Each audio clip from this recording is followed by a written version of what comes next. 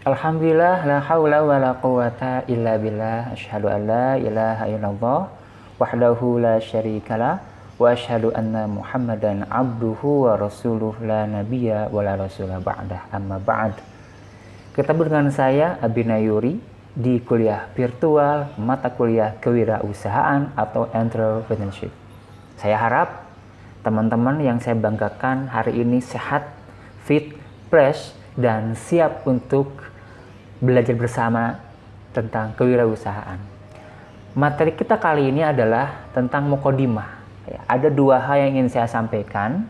Pertama adalah alasan kenapa mata kuliah kewirausahaan ini diajarkan kepada mahasiswa, kepada Anda. Yang kedua adalah alasan kenapa kita harus berwirausaha. Jadi kita akan bahas tentang dua hal. Topik utama kita adalah kenapa mata kuliah kewirausahaan diajarkan kepada para mahasiswa dan kenapa kita harus berwirausaha. Baik, kita bahas. Yang pertama adalah kenapa mata kuliah kewirausahaan ini diajarkan kepada para mahasiswa. Alasan umumnya, jadi kampus atau pemerintah melalui kampus ingin membekali mahasiswa kemampuan kognitif, afektif, dan psikomotorik tentang kewirausahaan. Apa tujuannya? Agar dapat mengaktualisasikan sikap dan perilaku wirausaha, menerapkan jiwa kepemimpinan, dan merencanakan usaha mikro dan kecil. Jadi, pemerintah ingin melalui kampus mahasiswa itu dibekali kemampuan kognitif atau pengetahuan pemahaman. Bagaimana mahasiswa tahu dan paham tentang kewirausahaan. Jadi yang pertama adalah membangun dulu pengetahuan dan pemahaman. Nanti dari pengetahuan ini muncul afektif,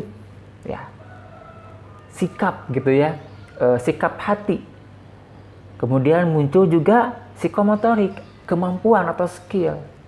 Nah, yang pada akhirnya ketika sudah punya kognitif tentang kewirausahaan, punya kemampuan afektif, kemudian punya kecakapan psikomotorik atau skill secara teknis atau strategis, maka ke depan mahasiswa diharapkan bisa mengaktualisasikan sikap dan perilaku seorang entrepreneur. Ucapannya, pikirannya, kebiasaannya, habitnya itu harap bisa diaktualisasikan dalam wirausaha Kemudian juga nanti diharapkan setelah mempelajari mata kuliah kewirausahaan ini, mahasiswa itu mempunyai jiwa leadership, kepemimpinan. Karena pada faktanya membangun usaha itu juga membangun kepemimpinan. Usaha itu tidak sendirian, harus diorganisasikan nanti. Ada investasi SDM atau manusia. Jadi itu harus diatur, harus kelola dengan baik. Maka seorang entrepreneur harus punya jiwa kepemimpinan. Harapannya setelah belajar mata kuliah ini, rekan-rekan mahasiswa nanti setelah lulus menjadi seorang pemimpin usaha bisnis perusahaan yang luar biasa. Kemudian juga diharapkan mahasiswa setelah mempelajari mata kuliah kewirausahaan ini itu mampu merencanakan usaha mikro dan kecil. Harapannya ke depan usaha menengah bahkan besar nanti rinciannya adalah seperti ini. Tujuan umumnya adalah mahasiswa itu memiliki etos belajar, beramal, bertindak, berpikir. Etos itu tidak disandarkan pada kepentingan dadakan Kalau mahasiswa punya etos belajar, maka tidak ujian pun, tidak mau dites pun belajar gitu. Ya. Habis belajar, habis kuliah, pulang ke rumah, ada waktu belajar. Ya. Lagi nunggu antrian, belajar atau baca. Kapanpun, dimanapun, tak terbatas ruang dan waktu. Kalau sudah punya etos belajar, dia akan belajar. Kalau mahasiswa belajarnya SKS, sistem kebut semalam, maka mahasiswa belum punya etos belajar gitu ya. Etos beramal pun demikian, etos berperilaku, berbuat, bertindak, etos berkontribusi gitu, kemudian berpikir. Inilah yang diharapkan. Yang kedua adalah mempunyai spirit dan jiwa entrepreneurship. Ini harapannya ya, semangat, punya jiwa yang muncul nanti untuk misalnya membuka ya usaha, bukan hanya untuk dirinya tapi untuk sekitar dan untuk masyarakat, membuka lapangan pekerjaan gitu. Yang ketiga adalah sadar akan pentingnya ilmu kewirausahaan ini. Sesuatu yang dilakukan dengan berdasarkan ilmu itu cenderung pertama akan lebih mudah dilakukan, kedua akan lebih cepat dilakukan. Silakan Anda afirmasi, rasakan. Kalau Anda punya ilmu, kemudian Anda praktekkan, itu lebih mudah, lebih cepat. Beda ketika orang nggak punya ilmu, disuruh kemudian membuat sesuatu. Dia akan kebingungan, bagaimana caranya ini nggak bisa. Kenapa nggak bisa? Karena nggak tahu. Gitu. Ya, tahu dulu, kemudian bisa. Yang keempat adalah itu menggeser yang asalnya budaya mencari menjadi budaya mencipta atau berkarya. Setelah lulus kuliah, kawan-kawan itu nanti nanyanya jangan kerja di mana gitu. Ya. Tapi coba ubah, geser pertanyaannya, punya usaha apa? Ya. Punya bisnis apa? Nah, ini pertanyaannya. Nah, ini budaya ini kita akan geser dengan mengajarkan mata kuliah kewirausahaan. Ya, minimal kalau punya usaha apa, minimal dia usaha untuk dirinya sendiri. Di depan kita akan bahas tentang kuadran, cash flow kuadran ya. Ini ada kaitannya. Yang kelima adalah sadar untuk berubah. Untuk apa berubah? Untuk memiliki skill. Hari ini skill itu menjadi hal yang fundamental dalam dunia usaha. Bukan hanya terkait dengan akademik, ya, dengan kemampuan kognitif, ya, dengan gelar, tapi dengan skill. Pada faktanya banyak orang yang tidak melanjutkan kuliah, bahkan tidak tamat SMA gitu, tapi karena punya skill tentang kewirausahaan, dia akhirnya sukses. Betul nggak? Silakan cek, banyak berita atau media mengabarkan orang-orang sukses itu orang-orang yang dulunya pernah drop out, tidak tamat SMA, tidak kuliah dan seterusnya. Ya, pada prinsipnya adalah mau akademis atau non akademis, asal punya skill, dia punya kesempatan yang sangat luas untuk sukses. Yang kedua, berubah untuk memiliki cita-cita yang tinggi, gitu ya, punya impian yang besar, big dream. Kabarnya kelemahan anak-anak muda Indonesia itu adalah dia tidak mempunyai impian yang besar, nggak berani bermimpi besar gitu. Nah, ini terkait dengan mindset yang diajarkan dalam keluarga. Maka dengan mempelajari mata kuliah kewirausahaan ini berubah. Kita harus punya mindset, impian, dream yang besar, the big dream. Kenapa? Karena impian itu mendorong kita untuk terus bergerak, untuk memulai dan terus bergerak, bertahan dan terus melanjutkan usaha kita sampai pada akhirnya kita di titik kesuksesan. Secara umum, Secara khusus, mohon maaf, itu agar mahasiswa mempunyai minat, kemauan, dan kemampuan menjadi seorang wirausaha. Yang kedua, agar mahasiswa termotivasi untuk mendirikan usaha, terutama usaha kecil dan menengah. Yang ketiga, agar mahasiswa memahami teknik untuk mendirikan usaha, cara membaca peluang usaha, dan menjalankan usaha secara profesional. Yang keempat, mampu merancang rencana wirausaha ke depan dimulai dari sekarang. Nah, insya Allah ini kita akan pelajari ke depan bagaimana kita mendirikan usaha, bagaimana membaca peluang usaha, bagaimana running usaha, dan bagaimana merancang usaha kita, membangun bisnis model. Selanjutnya, alasan kenapa harus berwirausaha. Ada banyak alasan. Cuman di sini saya sampaikan dua alasan saja gitu ya, kawan-kawan. Kenapa kita harus berwirausaha? Pertama adalah terkait dengan kondisi ekonomi kita hari ini. Ya, menurut kabar dari BPS,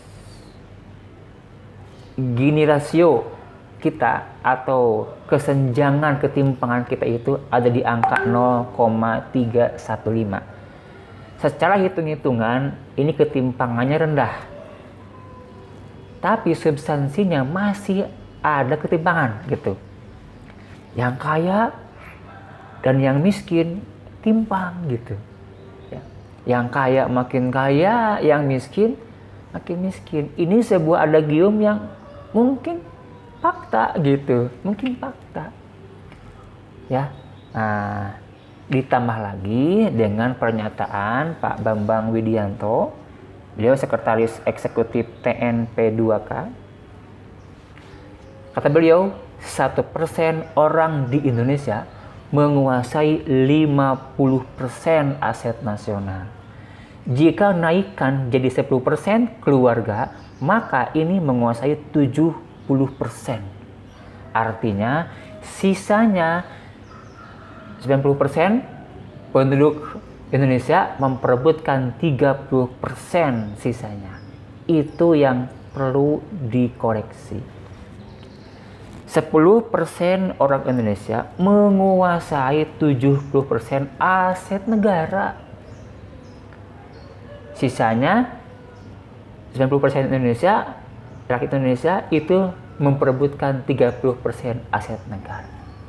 Kalau kita lihat ya, aset berupa angka gitu ya. Data di Kementerian Keuangan itu tahun lalu kita asetnya itu ada 11.098 triliun. Silakan Anda kalkulasi berapa yang dikuasai 10%, berapa yang diperebutkan oleh 90% rakyat Indonesia. Ini jelas ketimpangan. Ya, ketimpangan gitu.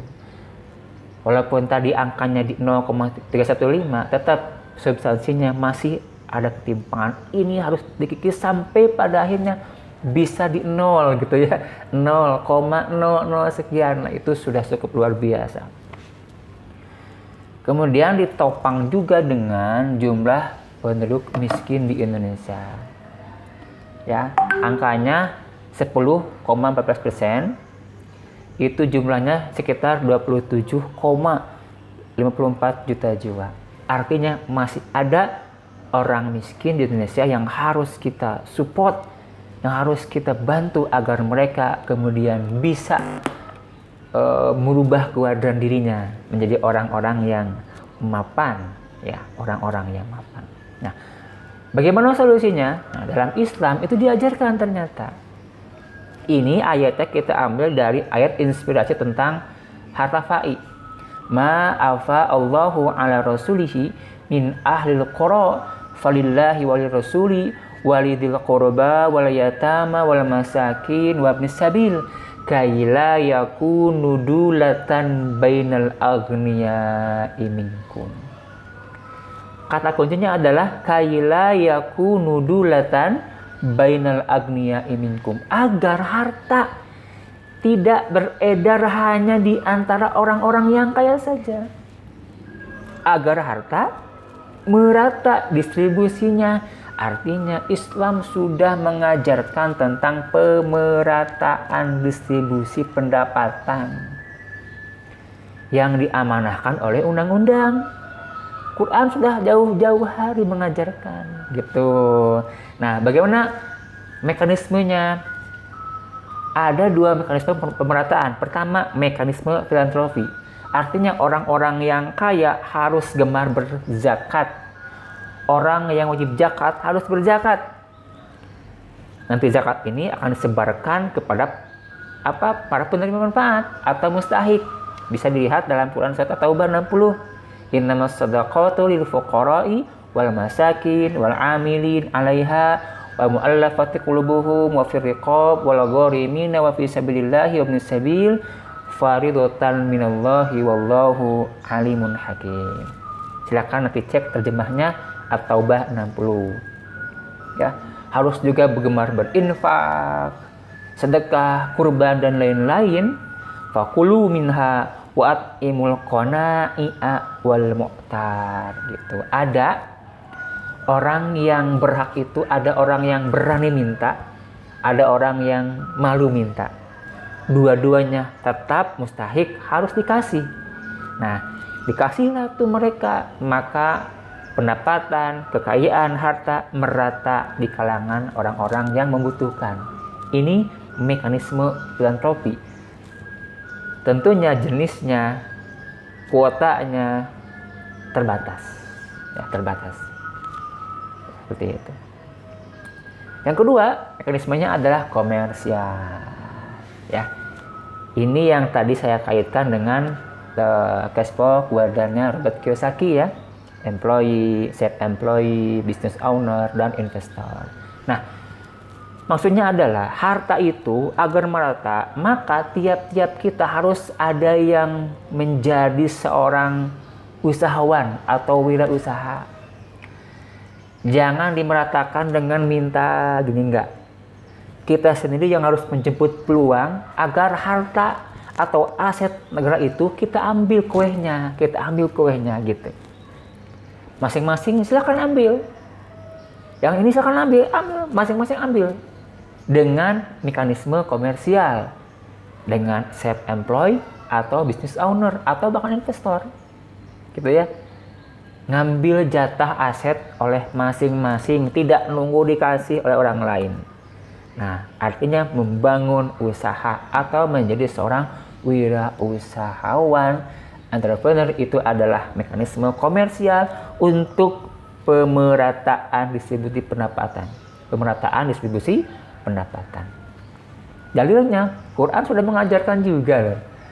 Ya ayyuhalladzina amanu la ta'kulu amwalakum bainakum bil batil illa an takuna tijaratan antarodin. Hai orang-orang beriman, janganlah kalian memakan harta kalian di antara kalian dengan cara batil, kecuali dengan cara jual beli, perdagangan, bisnis yang saling ridho, saling rela.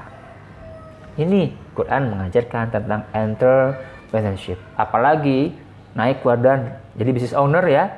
Qalat iqdahuma ya abatis ta'jirruhu inna khaira man istajarat.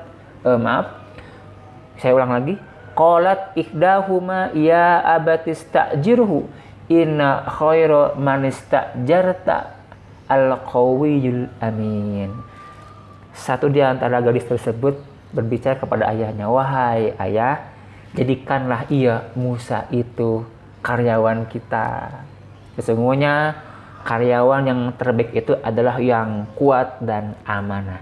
Ini mindset business owner. Quran mengajarkan. Untuk apa ini? Untuk mekanisme pemerataan distribusi pendapatan. Kemudian yang terakhir adalah kewajiban mencari nafkah. Saya singkat saja bahwa tiap orang itu mempunyai kewajiban mencari nafkah.